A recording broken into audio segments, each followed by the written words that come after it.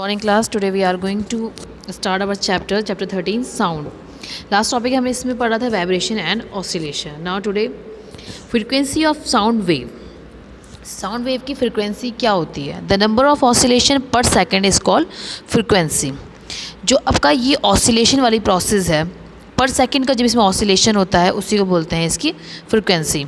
It's mean for example ये O है आपका और O से ये गया आपका सबसे पहले ये A एंड देन अगेन ये B और B से ये डायरेक्ट किस पे जाएगा A पर. तो इसका मतलब क्या हो रहा है, ये एक ऑसिलेशन कंप्लीट हो रहा है, उसी को बोलते हैं इसकी फ्रिक्वेंसी. और फ्रिक्वेंसी को हम मेज़र करते हैं हार्ट्स में. ठीक है, इसका सिंबल होता है आपका न्यू. ठीक, ये इसका सिंबल होता है. Time period of sound wave, जो टाइम पीरियड है साउंड वेव का वो क्या है? The time taken one oscillation. Same वही प्रोसेस जो वन ऑसिलेशन टाइम पीरियड हम लेते हैं उसी को बोलते हैं हम टाइम पीरियड. जब ये ऑसिलेशन ओ से स्टार्ट होता है देन उसके बाद ये बी पर एंड बी के बाद ये ए पर एंड अगेन दोबारा से ये बी से ए पर आता है. जब ये प्रोसेस ये कंप्लीट कर लेता है ए से बी एंड बी से ए, ये कहलाता है इसका वन ऑसिलेशन. ठीक, ए से बी एंड बी से A it's complete it's one oscillation and it is called a time period. जब ये वन ऑसिलेशन कंप्लीट करता है यही इसका टाइम पीरियड कहलाता है. और टाइम जो ये रिप्रेजेंटेड है टाइम पीरियड वो है बाय लेटर टी. इसकी एसआई यूनिट हम मेज़र करते हैं सेकंड में. Frequency and time is represented as follow. T is equals to 1/न्यू. ठीक, and V for one oscillation is equals to 1/टी.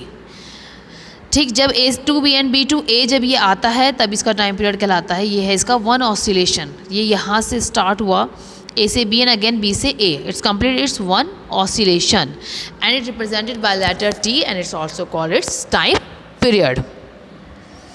Amplitude of sound wave. Sound wave का जो amplitude होता है वो क्या है?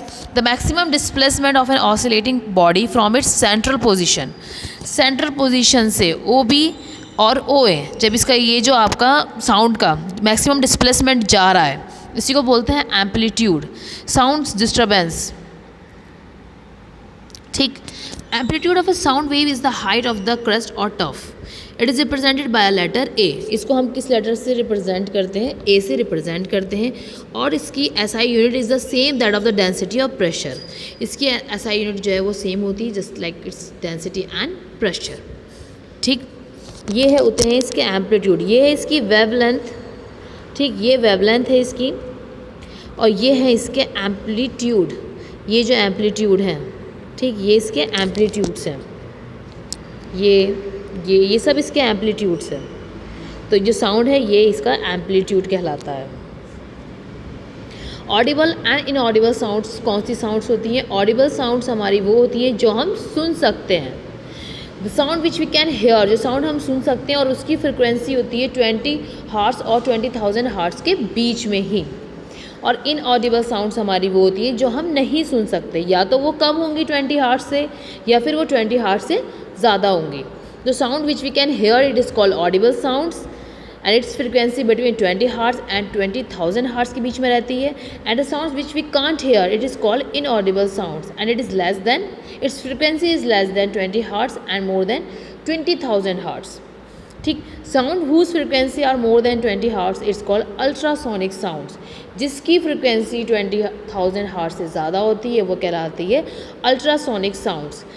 सम एनिमल्स, कुछ एनिमल्स है जैसे हमारा डॉग, वो सुन सकता है अल्ट्रासोनिक साउंड्स को जो कि 20,000 हार्ट से ज़्यादा होती हैं, बट वो सुन सकता है हमारा animal dog. Bats produce ultrasonic sounds. जो बैट्स हैं वो भी क्या प्रोड्यूस करती हैं? मोर देन 20,000 हार्ट साउंड्स ये प्रोड्यूस करती हैं. 20,000 हार्ट साउंड्स ये से ज़्यादा साउंड प्रोड्यूस करती हैं और इसी को बोलते हैं ultrasonic sounds. Range of hearing. जो रेंज है साउंड सुनने की वो कहाँ से कहाँ तक के साउंड्स अभी हमने डिस्कस किया जो हम सुन सकते हैं. उससे ज़्यादा हमारे कान, ऐसा नहीं है उससे ज़्यादा हम नहीं सुन सकते, उससे ज़्यादा हम सुन सकते हैं, मगर जो हमारे एयर्स हैं वो उसके लिए हार्मफुल हो जाएगा. 20,000 हार्ट्स अगर हम ज़्यादा सुनेंगे तो वो हमारे लिए हार्मफुल होगा.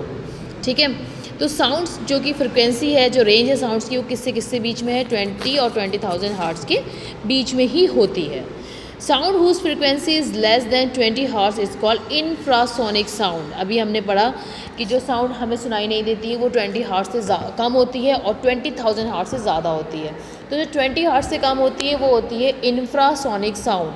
Like dogs elephant, dinosaurs, whales ETC ये प्रोड्यूस करते हैं इंफ्रासोनिक साउंड। ये प्रोड्यूस करते हैं इंफ्रासोनिक साउंड जो कि 20 हर्ट्ज से नीचे होती है, जो हम नहीं सुनते हैं। ठीक, sound whose frequency is more than 20 hertz it's called ultrasonic sound. जो 20,000 हर्ट्ज से ज़्यादा होती है वो होती है अल्ट्रासोनिक साउंड। और ये साउंड प्रोड्यूस करते हैं डॉल्फिन्स, बैट्स, रेड्स, पोर्पोइजेस ईटीसी ये सब प्रोड्यूस करते हैं अल्ट्रासोनिक साउंड जो कि 20,000 हर्ट्ज से ज़्यादा होती है। और ये भी क्या होती है, ये भी हम नहीं सुनते हैं।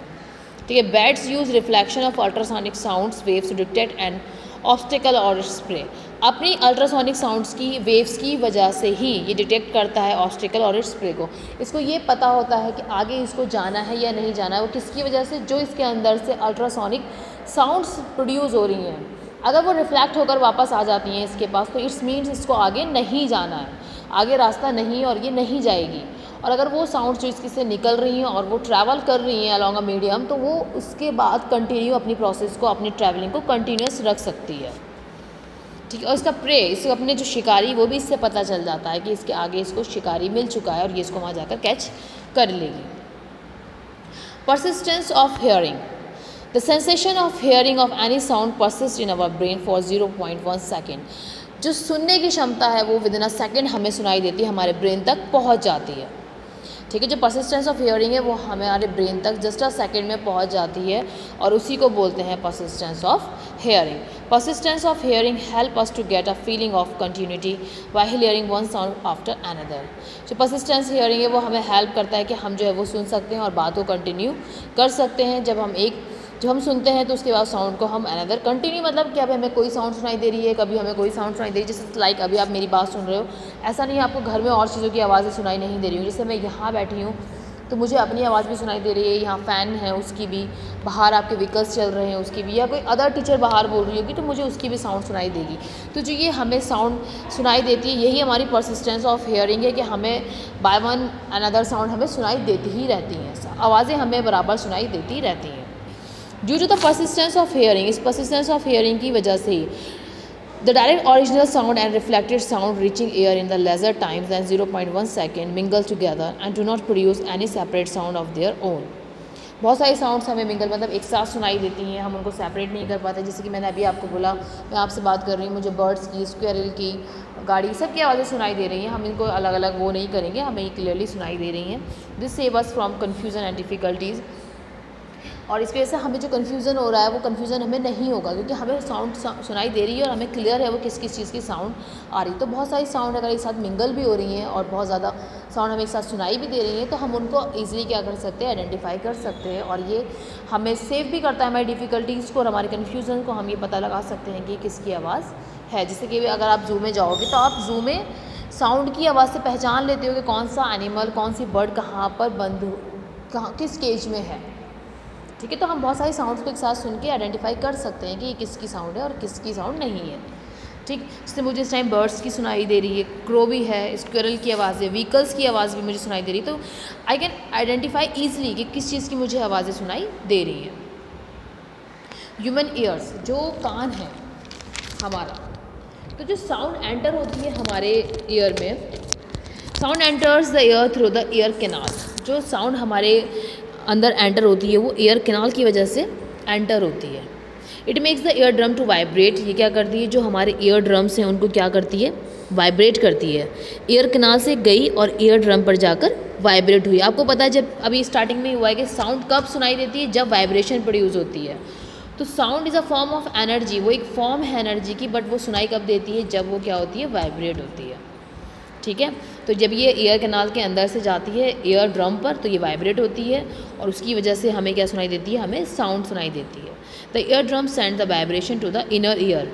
तो जो ईयर ड्रम है ये सेंड करेगा वाइब्रेशन कहाँ पर, अंदर वाले कान पर, ईयर इनर ईयर में, अंदर वाले कान पर। From there the signal go to the brain and then we hear the sound. और यहीं से साउंड कहाँ जाती है, हमारे ब्रेन में, और उसके बाद ही हमें साउंड सुनाई देती है। अब आप ये देखो कितनी जल्दी ये प्रोसेस हो रही होगी। जैसे कि मैंने अभी बोला, मुझे स्क्वेरल की आवाज़ आ रही है, मुझे क्रो की आवाज़ आ रही है, मुझे व्हीकल्स की, ये फ़ैन की आवाज़ मुझे आ रही है। तो सोचो हमारे ब्रेन में ये प्रोसेस कितनी तेज़ी से हो रही है कि ईयर कैनाल से होते हुए ईयर ड्रम पे गई, ईयर ड्रम से ये ईयर पे गई, and then after that ear, जो इनर ईयर है ये इसको पहुंचाता है ब्रेन तक। तो ये प्रोसेस कितनी तेज़ी से हमारे अंदर हो रही है और हमें पता भी नहीं चलता कि ये प्रोसेस हमारे अंदर इतनी स्पीड के साथ होने लगती है कि ईयर कैनाल से ईयर ड्रम से inner ear and after that reaches to the brain, and उसकी वजह से हम क्या करते हैं, उसके बाद हम सुनते हैं। The signals go to the brain, और यही सिग्नल ब्रेन पे जाता है, then we can hear the sound, और उसके बाद हम क्या सुनते हैं, हम साउंड सुनते हैं। ठीक, loudness and pitch of sound. The loudness of A sound depend upon the amplitude of vibration. जो साउंड की तेज़ी है वो डिपेंड करती है उसकी एम्पलीट्यूड ऑफ वाइब्रेशन पर। जो आपका ये था, ये एम्पलीट्यूड की वाइब्रेशन पर डिपेंड करती है, कितनी तेज़ी से ये एम्पलीट्यूड की वाइब्रेशन आप तक पहुंच रही है। ठीक, if the amplitude is less then sound is feeble. अगर एम्पलीट्यूड की जो है वो कमी में एम्पलीट्यूड मतलब कम रहेगा तो हमें साउंड भी फीबल्स मतलब बहुत कमी से सुनाई देगी। If the amplitude is more the sound is loud. Amplitude जो है वो अगर साउंड से ज़्यादा तेज़ है तो वो भी हमें तेज़ी से सुनाई देगा। The unit of loudness is called decibel. जो यूनिट है लाउडनेस की वो हम मेज़र करते हैं डेसिबल में। ठीक, the pitch of sound depend करती है फ्रिक्वेंसी ऑफ वाइब्रेशन पर। ठीक, कितनी फ्रिक्वेंसी वाइब्रेशन में आपको पता है कि किसी चीज़ को बीट करेंगे, किसी चीज़ को हम श्रिक करेंगे मतलब हिलाएंगे या किसी चीज़ पे बीट स्ट्राइक करेंगे तो जब वो वाइब्रेशन प्रोड्यूस हो रही है वो उसकी फ्रिक्वेंसी पर डिपेंड करती है, पिच। ठीक, if the frequency is less than the sound has low pitch. Frequency less होगी साउंड से तो पिच भी उसकी हल्की होगी। Sound of drum, sound of an adult, जैसा हम बोल रहे हैं ये भी हमारी साउंड है, जो हम अगर हम ज़ोर से बोलते हैं तो वो हमारी पिच पे डिपेंड करता है। If the frequency is more than the sound, अगर फ्रिक्वेंसी से ज़्यादा है हमारी, जो हमारी फ्रिक्वेंसी वो साउंड से ज़्यादा है तो हमारी जो पिच है वो भी ज़्यादा होगी। तो sound of a whistle, sound of a baby etc। जो साउंड आपने देखा होगा जो बेबी है वो बहुत ज़ोर से चिल्लाता है, उसकी आवाज़ हमें चुभती है तो उसकी जो पिच है, पिच ऑफ साउंड है वो तेज़ होती है। ठीक है, अडल्ट की तो पिच जो है वो हल्की होती है compare to the baby. Baby की जो पिच वो इतने चुभने वाली होती है तो उसकी जो पिच है वो लाउड होती है, उसकी वजह से हमें उसकी आवाज़ बहुत ज़्यादा लाउड लगती है। डिपेंड ऑन पिच, वो फ्रिक्वेंसी पे ही डिपेंड करता है। ठीक, तो ये आपका चैप्टर, अभी चैप्टर 13 इतना ही है साउंड का। अभी हमें से विल कंटिन्यू ऑन मंडे, इसको मंडे में भी हम कंटिन्यू करेंगे। It is a lengthy chapter, so but important is that कि आपको पॉइंट्स क्लियर होने चाहिए because it is a important chapter. Okay class, thank you.